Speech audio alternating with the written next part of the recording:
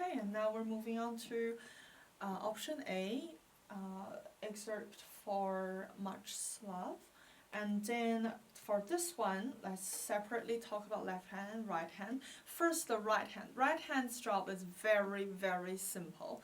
Be very comfortable, be very relaxed. Once again, it has a scary triple forte right there.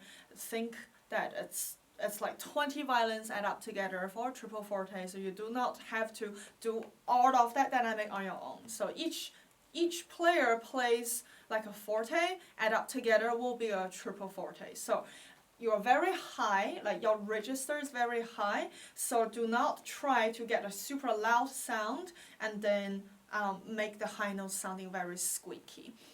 And so that's the right hand's job. Really make sure all the slurs are very smooth, and the pressure on your bow is very even. So for example, an even pressured bow will sound like this.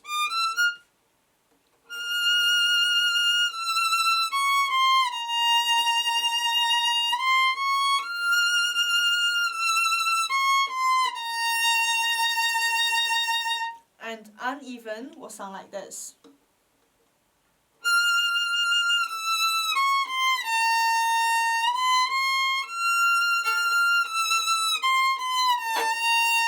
So, and that's where all the cracks come in. So make sure you're really making the pressure as the okay, I'll rephrase that. It's not really the pressure, it's the sound. So the bottom of the bow we tend to sound louder, top of the bow we tend to sound softer. So you don't make your pressure even. You do add a little bit of pressure as you go towards the tip, but we make sure the volume of each sound sounds even. And that's the job with the right hand. Another very important thing you need to watch out for is you're probably panicking a lot with the left hand to get it in tune, to get it in time, even though this is slow, which helps. But do not let that panic transfer to your right arm. The more panic you are with the left hand, with the fingers, the more relaxed you need to be to give your left hand enough time. If your left hand is being rushed by the right hand, or if you're disconnecting your up and down bows and having lots of gaps, all that will contribute to the anxiety of your left hand. So I will play this top to bottom, and then after I play through, we'll talk a little bit with the left hand.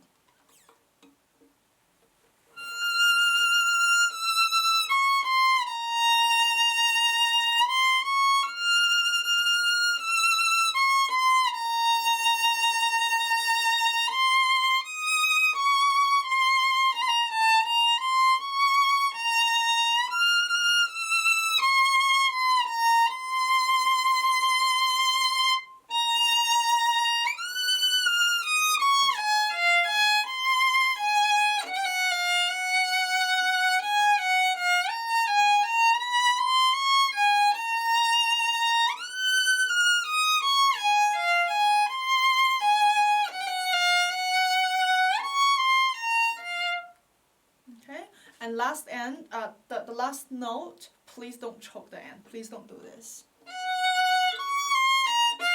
Don't do that, please. So the left hand. Left hand, two important concepts you have to remember with this.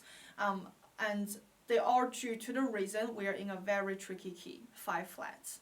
So two very important concepts you always have to keep in your mind. One is finger shape. Yes, that word again. And second is finding the anchor finger, the anchor note. And finger shape I will not explain further because I talked a lot for the previous excerpts. Because the key is very tricky, so practice this one, knowing where your half steps are and knowing where your whole steps are, and transfer that to you need to visualize that. So not just simply knowing it, you need to visualize that and then what kind of shape your finger needs to be. Sometimes this does not only only referring to when fingers are on the same string. Like it also works if your fingers are not on the same string. But sometimes you do have two fingers together, but one is pressing on E and one is pressing on A. But you do have to keep them tight. So if that is the case, it's not really a half step in terms of like music theory wise half step, but your fingers still look like you're in a half step. So just keep that in mind, and then let's talk about the new one. I call them the anchors, the anchor note, the anchor fingers. So like we know, we have 5 flats in here, and we don't normally play G flat in a lot of music. We don't normally play D flat.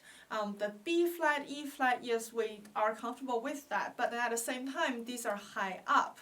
We might be comfortable with them in first position, but not in this position. So the whole time, I'm more like in the 6th position. For when you get to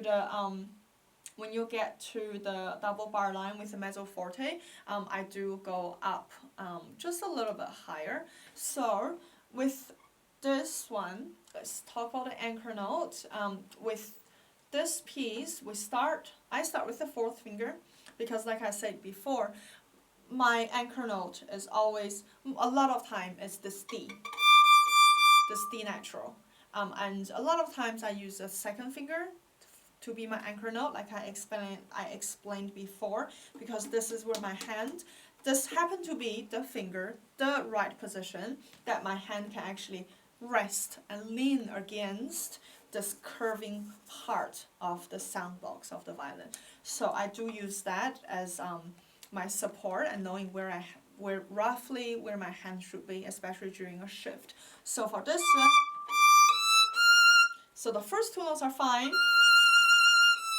and this is where that harmonic minor comes in with the D flat. So remember, harmonic minor, raised 7. So we need to hear the 7 being very, very high, and it'll be even better if we hear the 6th a little bit lower. So we really hear those 2 notes that stretch with interval. One is pulling that way, and the other one is pulling the other way. And in this case, it is the E natural with the D flat.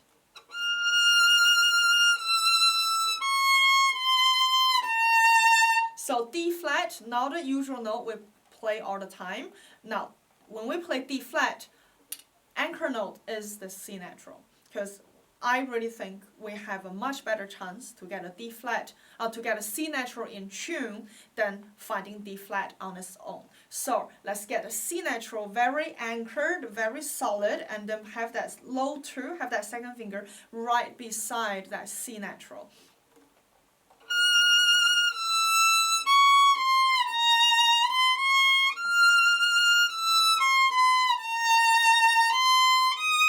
And E flat, we don't really play E flat all the way up there all the time. So this one, the anchor note will be that D natural. And so I use the D natural to actually place my E flat, and then I move my D natural back for the D flat. You can also just work the E flat in thinking in terms of your finger shape. C natural, half step D flat, whole step E flat. So that's where the idea of using the anchor note and the finger shape come in together. And the intonation is a little bit tricky during the next section. And one thing about playing minor with tons of flats in a flat key, really be careful. Don't push it high. Especially you see lots of ledger lines. We shift and we naturally just go like reaching for that high note because we see tons of ledger lines. Don't. Just be sensible and knowing it's a G flat and knowing exactly where that note should be. You can also think G flat as an F sharp. So don't play this note too high. So that is too high.